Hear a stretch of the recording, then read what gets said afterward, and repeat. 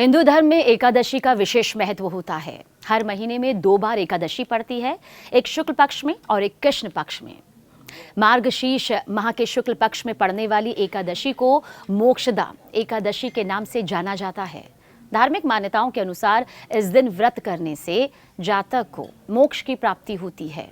इस साल मोक्षदा एकादशी 1 दिसंबर को मनाई जाएगी।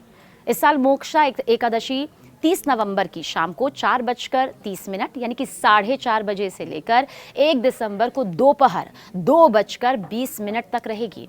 इसलिए मोक्षदा एकादशी का व्रत 1 दिसंबर के दिन किया जाएगा, क्योंकि हिंदू धर्म में हम उदया तिथि को ही शुरुआत मानते हैं। मान्यता यह है कि मोक्षदा एकादशी का व्रत करने से पापों से मुक्ति मिलती है और मोक्ष की प्राप्ति यहाँ पर होती है। मुहूर्त भी आपको जल्द बता देते हैं। एकादशी तिथि प्रारंभ 30 नवंबर 2025 रात 9:29 से एकादशी तिथि का प्रारंभ हो जाएगा। समाप्ति इसकी है 1 दिसंबर 2025 शाम 7:01 पर। लेकिन पारण मुहूर्त आपको बता देते हैं 2 दिसंबर 2025 सुबह 6:57 से लेकर 9:03 तक, और इस दिन सुबह 8:20 से शाम 7:01 तक भद्रा रहेगी और सुबह 6:56 से रात 11:18 तक पंचक भी रहेगा। देखिए, मोक्षदा एकादशी की कथा सबसे पहले जान लीजिए, क्योंकि आप तभी इस एकादशी के महत्व को समझ पाएंगे। मोक्षदा एकादशी की कथा कहती है, एक बार राजा बैखानस ने अपने सपने में देखा कि उनके पिता नरक में कष्ट भोग रहे हैं। उन्होंने मुनि पर्वत से इस कष्ट से मुक्ति का उपाय पूछा, क्योंकि वो विचलित हो उठे। वो अपने पिता को इस तरह से नरक में ये दर्द झेलते हुए नहीं देख पाए। उन्होंने मुनि से कहा कि वो क्या करे जिससे जो स्वप्न में उन्होंने देखा कि उनके पिता इतना दर्द झेल रहे हैं, नरक में हैं, नरक की अग्नि में जल रहे हैं, उससे उन्हें मुक्ति मिल सके। मुनि ने उन्हें मोक्षदा एकादशी का व्रत करने और उसका पुण्य अपने पिता को समर्पित करने का सुझाव दिया। राजा ने ऐसा ही किया और व्रत के प्रभाव से उनके पिता को नरक से मुक्ति मिल गई। धार्मिक मान्यता यही कहती है कि इस व्रत का पालन करने से पाप नष्ट होते हैं और मोक्ष की प्राप्ति होती है। ये संसार धर्म और कर्म दोनों से चलता है, इसलिए इंसान माने ना माने धर्म और कर्म दोनों एक दूसरे से जुड़े हुए हैं, जिसका भुगतान उसे एक वक्त में करना ही होता है। मोक्षदा एकादशी हिंदू धर्म की पवित्र एकादशियों में से एक है। इसे श्री हरि विष्णु के भक्तों के लिए अत्यंत शुभ माना जाता है। इस दिन भगवान विष्णु की उपासना विशेष रूप से की जाती है। हिंदू धर्म में मोक्षदा एकादशी का अत्यंत खास महत्व है। इसे वर्ष की सबसे पवित्र एकादशियों में गिना जाता है।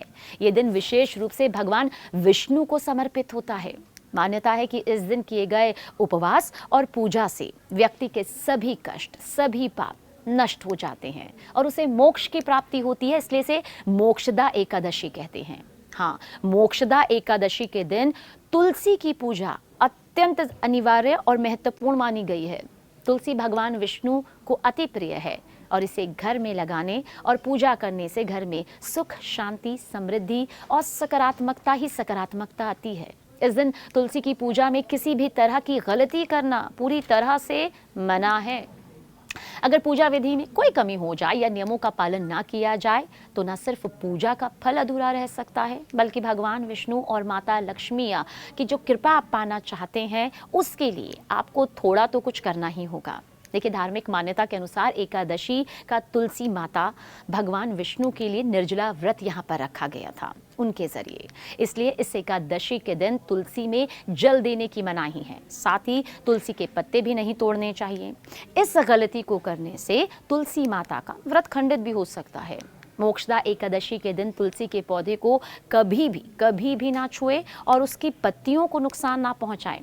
पूजा करते समय तुलसी पर साफ सुथरे हाथों से ही आप उसे छूने की कोशिश करें, वरना नहीं।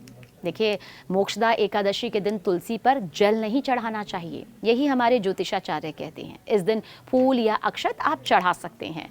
पूजा में इस्तेमाल करने के लिए तुलसी के पत्ते को 1 दिन पहले ही तोड़ लें और इस दिन तुलसी और भगवान विष्णु की भक्ति में पूर्ण श्रद्धा और नियम का पालन अत्यंत महत्वपूर्ण है। ऐसा करने से व्यक्ति को जीवन में समृद्धि मिलती है, अच्छा स्वास्थ्य मिलता है, परिवार में खुशियां आती हैं। तमाम कष्टों के बीच जातक न सिर्फ संभलता है बल्कि संभालने की ताकत भी कहा जाता है कि श्री हरि विष्णु के जरिए मिलती है, आध्यात्मिक लाभ मिलता है।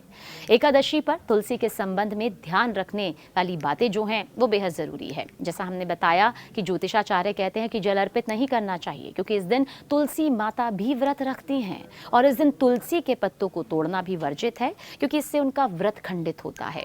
तुलसी के पौधे के पास साफ सफाई रखनी चाहिए। गंदे या झूठे हाथों से तो तुलसी माता को छूना भी नहीं चाहिए। एकादशी भगवान विष्णु की बेटी हैं। पौराणिक कथाओं के अनुसार भगवान विष्णु के शरीर से ही एक दिव्य कन्या के रूप में एकादशी की उत्पत्ति हुई थी, जिन्होंने बाद में दैत्य मुर का वध किया था। इसी कारण एकादशी को भगवान विष्णु की पुत्री माना जाता है।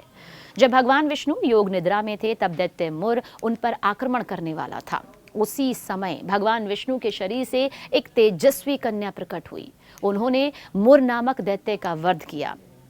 प्रसन्न होकर भगवान विष्णु ने उस कन्या को वरदान दिया कि वो तीनों लोकों में प्रधान और सभी विघ्नों को दूर करने वाली देवी होगी।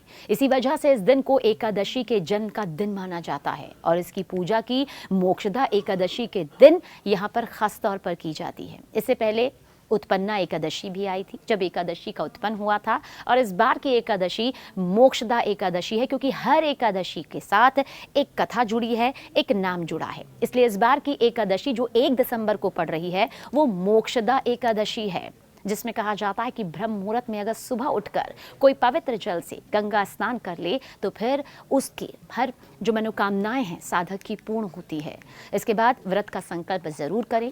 घर में पूजा स्थान में भगवान विष्णु की स्थापना यहाँ पर की जानी चाहिए। शुद्धि यहाँ से गंगा जल से होनी चाहिए। देखिए, भगवान विष्णु को पीले फूल, तुलसी दल, पंचामृत, फल, केला, पीली मिठाई, इन सभी का भोग यहाँ पर साधक अपनी श्रद्धा अनुसार और अपनी क्षमता अनुसार लगाते हैं। हाँ, लेकिन सात्विकता बनाए रखनी चाहिए अगर आप व्रत भी नहीं रख रहे हैं। चाहे फलाहार करें, निर्जला व्रत रखें या फिर इस दिन जो मांसाहारी हैं वो मांस का त्याग करें। और हाँ, दिन भर ओम नमो भगवते वासुदेवाय के मंत्र का जाप करते भी रहना इस दिन बेहद फलदायी बताया जाता है। इस तिथि पर गीता का पाठ करना अत्यंत शुभ माना जाता है, इसलिए कम से कम 1 अध्याय अवश्य पढ़ें या फिर सुने। शाम के समय दीपक जलाकर भगवान विष्णु और माता लक्ष्मी की आराधना यहाँ पर भक्त करते हैं। देखिए, प्रभु का स्मरण यहाँ पर किया जाता है। लेकिन आपको ये भी बता दें कि किस तरह से श्री हरि का नाम जो जाप एकादशी के दिन करता है उसे सबसे महत्वपूर्ण फल प्राप्त होता है। भगवान विष्णु का नाम जपना अपने घर में, मंदिर में या फिर किसी भी एक ऐसे कोने में जो साफ सुथरा हो, जहाँ पूरी तरह से आप आध्यात्मिकता को अपना सकें। ओम नमो नारायण या अन्य विष्णु मंत्र का जप कहते हैं ज्योतिषी करना ही चाहिए। ऐसा करने से मन की शांति, मानसिक ऊर्जा और आध्यात्मिक शक्ति का विकास होता है। इस दिन भगवान विष्णु को खीर, पंचामृत, फल, तुलसी पत्र और मिठाई का भोग लगाना अत्यंत शुभ भी माना जाता है और साधक भक्त अपने हिसाब से ये करते भी हैं अपनी क्षमता अनुसार। देखिए, इतना भी कहा जाता है कि एकादशी के दिन तुलसी की परिक्रमा ज़रूर करनी चाहिए। फिर भले ही आप कितनी भी पूजा अर्चना क्यों ना कर लें, क्योंकि परिक्रमा अगर इस दिन आपने तुलसी की तो ये विशेष फलदायी होती है। तुलसी के चारों ओर ध्यान और मंत्र जाप करते हुए परिक्रमा करनी चाहिए, ये यहाँ पर कहा जाता है। लेकिन ये भी कहा जाता है कि व्रत के समापन के बाद, उद्यापन के बाद ज़रूरतमंदों को ज़रूर मदद करनी चाहिए। और हाँ, एकादशी के दिन चावल रक्त बन जाते हैं, इसलिए कहा जाता है कि चावल नहीं खाना चाहिए। अब ज्योतिषी इसके पीछे वैसे कई धार्मिक कथाओं को बताते हैं, वो भी आगे आपको ज़रूर बताएंगे।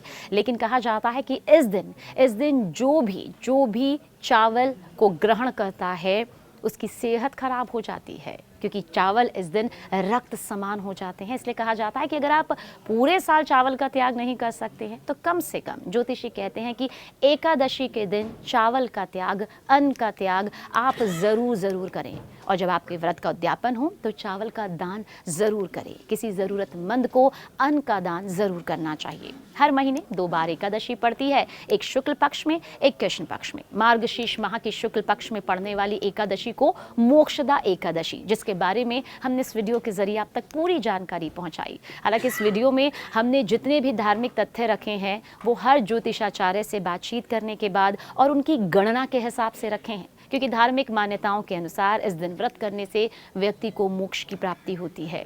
भगवान विष्णु को ये समर्पित दिन है। एकादशी पर विधि विधान से पूजा अर्चना ना कर सके तो नाम जाप ही कर लीजिए, क्योंकि ज्योतिषाचार्य कहते हैं कि कलयुग में जिसने विधि विधान को नहीं माना वो भी चलेगा, लेकिन नाम जाप का सबसे अत्यंत महत्व है।